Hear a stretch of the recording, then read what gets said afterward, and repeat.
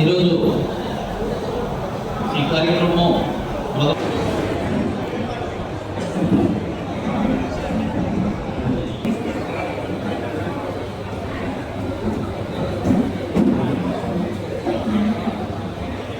ఐదేళ్లలో డిఎస్సి అంటే ఏందో తెలియదు. జాబ్ క్యాలెండర్ చేశారు, ఒక్క జాబ్ ఇవ్వలేదు. ఆ రోజు వాళ్ళ ఎలక్షన్ ముందు జగన్ వస్తే జాబ్ వస్తుంది అని చెప్పారు. ఏ రోజు కూడా ఒక్క జాబ్ కూడా ఇవ్వలేదు. కానీ మన ప్రభుత్వం ఏదైతే తొలి సంతకం పెట్టిందో అది 9 నెలల క్రితమే ఇచ్చేసిన తర్వాత అందరూ ఉపాధ్యాయులు సంతోషంగా ఈరోజు విధులు నిర్వహించుకుంటున్నారు.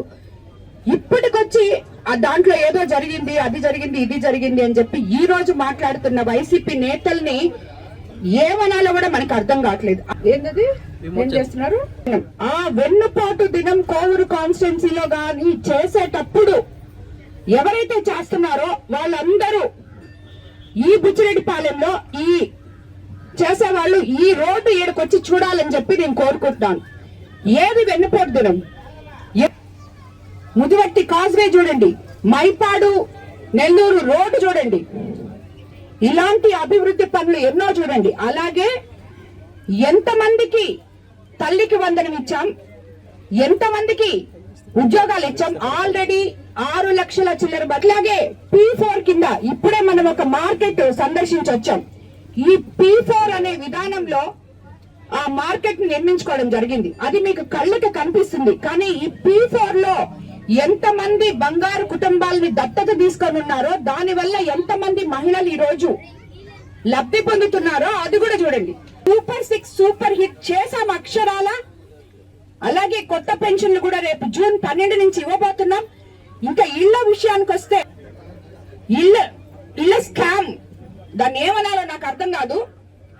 హౌసింగ్ స్కామ్ అనేది పొలం కొనేటప్పుడు 10 ఎకరాలని గత ప్రభుత్వానికే చెల్లుతుంది, కానీ అది మన ప్రభుత్వానికి చెల్లదు అని చెప్పి నేను ఈ రోజు మీకు అందరికీ ద్వారా తెలియజేసుకుంటున్నాను. కాబట్టి ఎవరికి కూడా తెలుగుదేశం ప్రభుత్వం మీద వెన్నుపోటు దినము అని చేసే అర్హత లేని వాళ్ళు చేస్తే ప్రజలు దాన్ని యాక్సెప్ట్ చేయరు అని చెప్పి ప్రతి ఒక్కరూ గుర్తు పెట్టుకోవాలని చెప్పి కూడా నేను తెలియజేసుకుంటాను.